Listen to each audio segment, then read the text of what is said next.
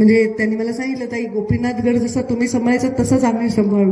म्हणजे त्यांनी गोपीनाथ गडाच्या बाबतीत ते शाश्वती दिली.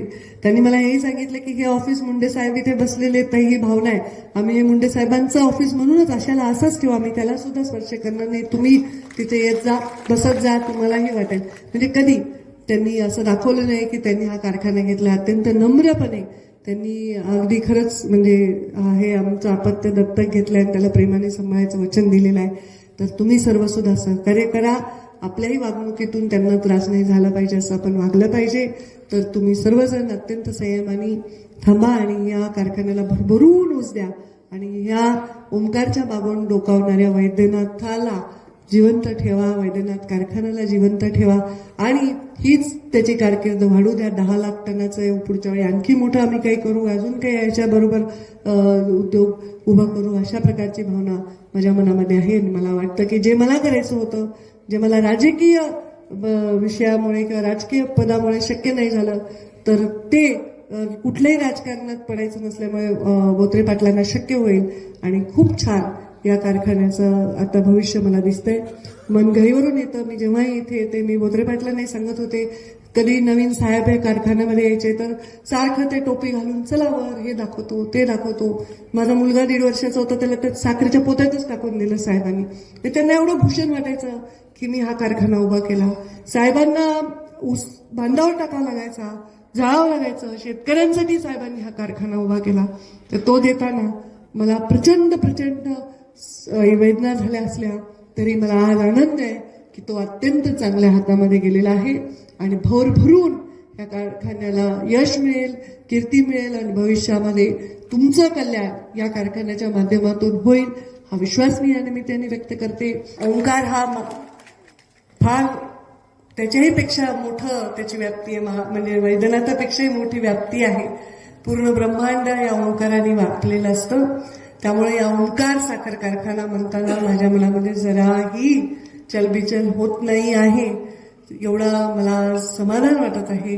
त्या ओंकार कारखान्याच्या युनिट क्रमांक 8च्या बॉयलर आणि प्रज्वलन आणि गळीत हंगामाच्या शुभारंभाचा म्हणजे आपल्या भाषेत मोडी टाकण्याच्या कार्यक्रमाला मंचावर उपस्थित या वैद्यनाथाला ओंकारचं स्वरूप ज्यांच्यामुळे होणं शक्य झालं ते ओंकार ग्रुपचे चेअरमन बाबूरावजी बोत्रे पाटील, मंचावर उपस्थित माजी आमदार आदरणीय केशव दादा, या कारखान्याचे व्हाईस चेअरमन माझ्या म्हणजे अगदी यंग, मला वाटतं राज्यात सगळ्यात तरुण असेल व्हाईस चेअरमन चंद्रकांत कराड, मंचावर उपस्थित वैद्यनाथ बँकेचे चेअरमन विनोद सामंत, वैद्यनाथ बँकेचे व्हाईस चेअरमन रमेश कराड, आमचे तालुक्याचे अध्यक्ष राजेश गीते, माजी तालुकाध्यक्ष सतीश मुंडे, त्याच्यापेक्षा माजी तालुकाध्यक्ष शिवाजीराव गुट्टे, त्याच्या आधीचे तालुकाध्यक्ष श्रीहरी मुंडे. मी सगळ्या तालुकाध्यक्षांचे मागे नेऊन तुम्हाला यादी देऊ शकते, पण हे सगळे कारखान्याचे डायरेक्टर देखील आहेत. कारखान्याचे डायरेक्टरमध्ये माझा भाऊ अजय मुंडे, कारखान्याचे डायरेक्टर या सुरेश माने, वसंत राठोड आणि आमच्याच ग्रुपमधलाच कारखाना असलेल्या योगेश्वरी कारखान्याचे चेअरमन रोहित देशमुख, आपल्या जिजांचे चिरंजीव, आणि या ओंकारचे जनरल मॅनेजर वैभव काशीद आणि उपस्थित समोर सगळ्या शेतकरी बंधूंनो, माझे सर्व कार्यकर्ते आहेत, सर्वांचा जवळपास माझा परिचय आहे आणि थोड्या बहुत संख्येत असलेल्या आमच्या माता भगिनींनो देखील. सर्वप्रथम मी या गळीत हंगामाचं बॉयलरचं प्रज्वलन झालं आणि मोळी टाकण्याचा कार्यक्रम आता पार पडला असं जाहीर करते आणि हेही जाहीर करते की ओंकार ग्रुपला वैद्यनाथ कारखाना चालवायला आज दिलाय याबद्दल माझ्या मनामध्ये अत्यंत समाधान आहे आणि मला पूर्ण विश्वास आहे की माझ्याही पेक्षा, कारण माझ्या अडचणी असंख्य होत्या, त्या अडचणीतून सामना मी करत करत कारखान्याला चालवायचा प्रयत्न करत होते, त्याही पेक्षा चांगल्या म्हणजे मला वाटतं राज्यातील सर्व ग्रुपपेक्षा चांगलं काम ते करून दाखवतील. त्याबद्दल मी बोत्रे पाटलांवर पूर्ण विश्वास या निमित्ताने व्यक्त करते. आणि त्यांनी सांगितले की गाळप करायचं आहे मोठ्या प्रमाणात, तर किती सांगू गाळप? 10 लाख टन हे यावेळी गाळप आपलं होणार आहे. म्हणजे या कारखान्याने उच्चांक गाठला होता तेव्हा आम्ही काही 7 लाख टनाच्या आसपास गाळप केलेलं होतं मुंडे साहेब असताना. नंतर माझ्या काळामध्ये एकदा मी 5.25 लाख टनापर्यंत पोहोचले, ऊसच नव्हता. 2014ला मुंडे साहेब गेले तेव्हा ऊस हा वर झाडावर येतो का जमिनीत येतो का काय फांद्याला फुटतो मला काहीच माहित नव्हतं. पण तिसऱ्या दिवशी मुंडे साहेबांची राख सावडल्यावर माझ्याकडे तेव्हा MD होते, ते आले कुलकर्णी आणि त्यांनी सांगितलं ताई काही गोष्टीवर तुम्हाला सह्या कराव्या लागतील. तुम्ही मला कशा सह्या करता येतील, मी तर कारखान्याची चेअरमन आहे, मी डायरेक्टर होते पानगाव कारखान्याची. मग त्यांनी मला सांगितलं, सगळ्या डायरेक्टर बोर्डाने मिळून ते मला आधी मेंबर म्हणून घेतलं आणि मग मला चेअरमन मुंडे साहेबांचा चार्ज दिला आणि ती एक जबाबदारी माझ्याकडे दिली. त्याच वर्षी 14, 15, 16 इतका दुष्काळ, ऊसाची बिलकुल कमतरता आणि मुंडे साहेबाच्या काळात जे लोन घेतलं होतं ते लोन बॉयलर हे आपलं कोजन बांधण्यासाठीचं लोन होतं आणि ते लोन घेतल्यानंतर कोजन वेळेवर झालं नाही आणि आपल्याला भरपूर व्याज पडलं, त्याच्यामुळे आपला डिले झाला, एक सीझन वाया गेला, त्यामुळे ऑलरेडी कारखाना नुकसानीत होता.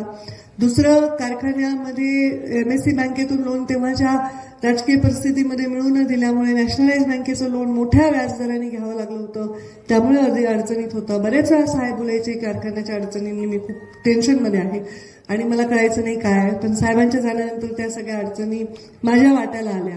तरीही धडपड करत मी चालवला. फार दुर्दैवी आपल्या कारखान्यामध्ये अपघात झाला, खूप दुर्दैवी लोकांचा त्याच्यामध्ये मृत्यू झाला, जखमी झाले आणि मग इथलं एक वर्क कल्चर होतं, एक परिस्थिती होती, लोकांना वाटायला लागलं. मी पण अनेक अडचणीला सामोरे गेले, पोरींना काय कळतं, मग कारभार करायचा, मग यालाच काम द्या, त्यालाच HNT द्या, ह्या सगळ्या अडचणीला सामोरं जात जात कारखाना चालवत असताना 2019मध्ये कोविड आला आणि कोविडमध्ये त्यावेळी साखर आपली विकली जाऊ शकली नाही, साखर गोदाममध्ये तशीच पडून राहिली, त्याच्यामुळे पण खूप नुकसान झालं.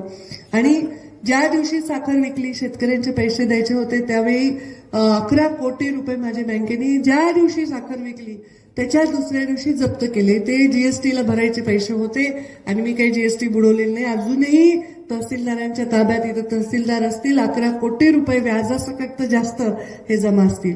मी गोपीनाथ मुंडेची लेक आहे, स्वतःच्या घरचं गहाण टाकून मी अक्षरशः या कारखान्याला पैसे उपलब्ध केले चालले. पण आपल्या कारखान्याला चांगली लिडरशिप मिळायला पाहिजे, जी अधिकारी क्षेत्रावरती मिळाली नाही.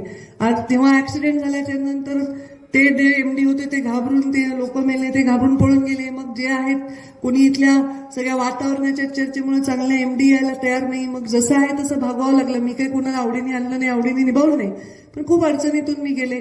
जे आजारी आहेत आर्थिक दृष्ट्या पण कारखाने ठणठणीत आहेत, कारखान्याची मशिनरी चांगली, त्या कारखान्यांना कमी व्याजदराने पैसे जर दिले तर ते कारखाने परत जिवंत होतील आणि बँकांच्या ह्या लोडमधून बाहेर पडतील. मी जवळपास 284 कोटी रुपये तर मीच भरले.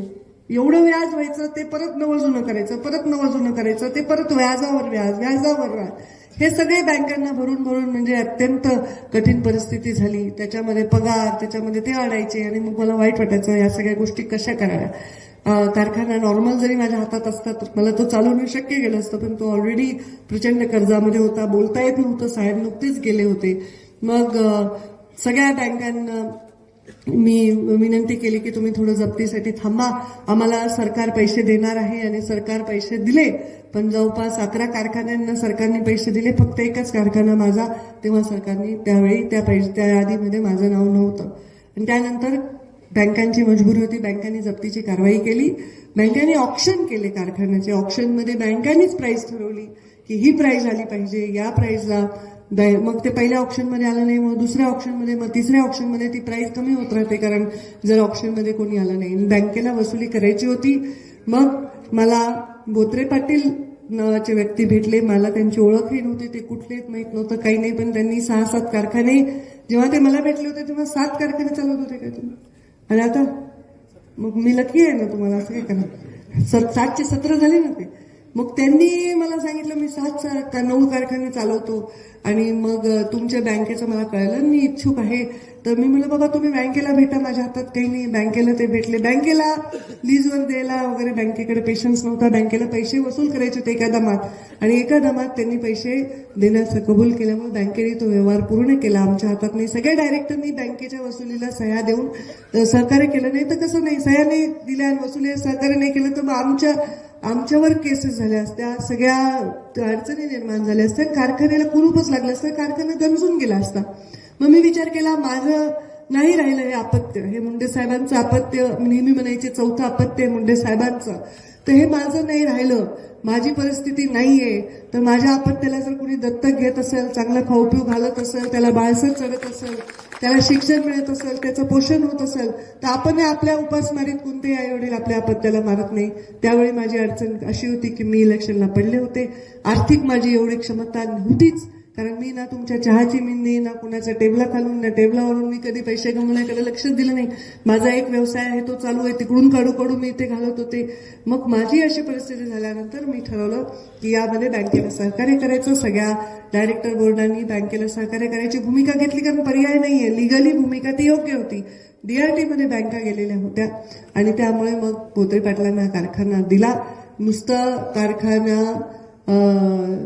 त्यांना दिला नाही, तर त्यांनी आता ज्या कारखान्यामध्ये बदल केलेले आहेत त्याच्यानी कारखान्याची कॅपॅसिटी डबल कॅपॅसिटीने हा कारखाना आपण चालवणार आहोत.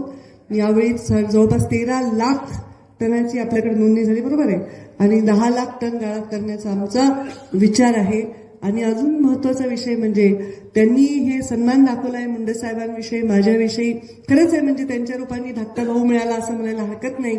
आणि त्यांनी मला सांगितले, ताई तुम्हाला जे वाटतं ते तुम्ही निर्णय घ्या भावाच्या बाबतीत. तर मी म्हणलं, परत तुम्हाला खड्ड्यात घालण्याचा निर्णय तुम्हाला घेता येणार नाही, तुम्हाला व्यवस्थित तुमचं चाललंय ते चालू दिलं पाहिजे. पण या बीड जिल्ह्यातल्या कुठल्याही कारखान्यापेक्षा जास्त दर हा ओंकार सहकारी ओंकार ग्रुप देईल. त्याच्या मागे वैद्यनाथाचा आशीर्वाद आहे आणि त्यांच्या मागे आपल्या सर्वांचे खूप खूप आशीर्वाद आहेत.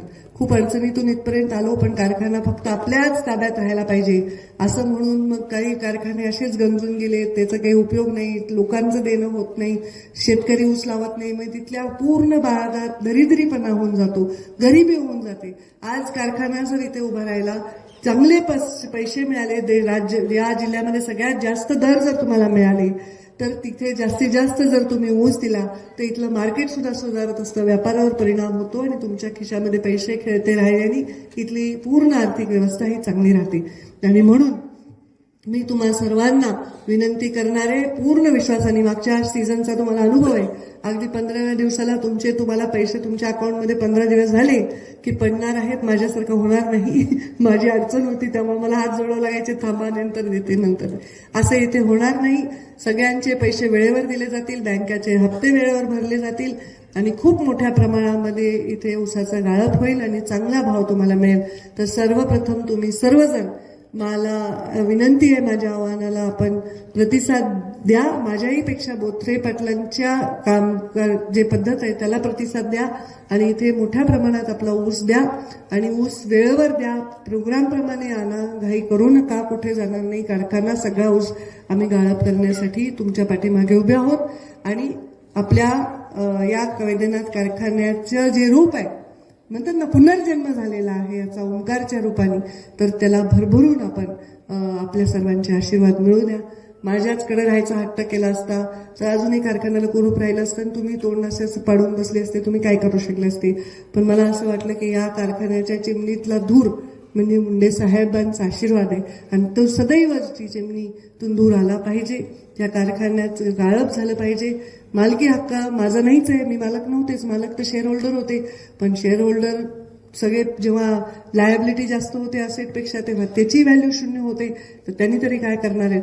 पण सर्व जे आमचे जुने ऊस लाभ जे आहेत शेअर होल्डर, त्यांना पण ऊस देण्यासाठी प्राधान्य आम्ही देऊ.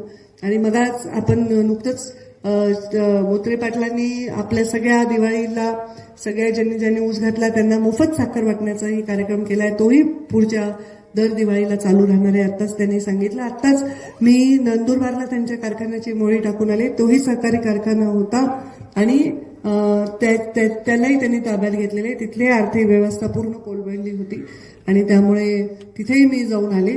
तर तिथे काही असे प्रकार नाही. आपल्याकडे आहे जरा जास्त हुशार लोक आणि ते माझ्यावर काही आरोप लावत असतील तर तुमच्या हृदयावरच हात ठेवा आणि विचार करा की माझ्या 22 वर्षाच्या राजकारणात मी कधी विरोधकाला कुणीच त्रास दिलाय? मी पालकमंत्री असताना माझ्या विरोधक पक्षाच्या कॉन्ट्रॅक्टरला त्रास दिलाय, कुठल्या सरपंचाला त्रास दिलाय किंवा कोणी मला जर काम नाही केलं म्हणून त्याला त्रास दिलाय? असं कधीही केलेलं नाही. चुकीचे माणसं मी कधी सांभाळले नाही.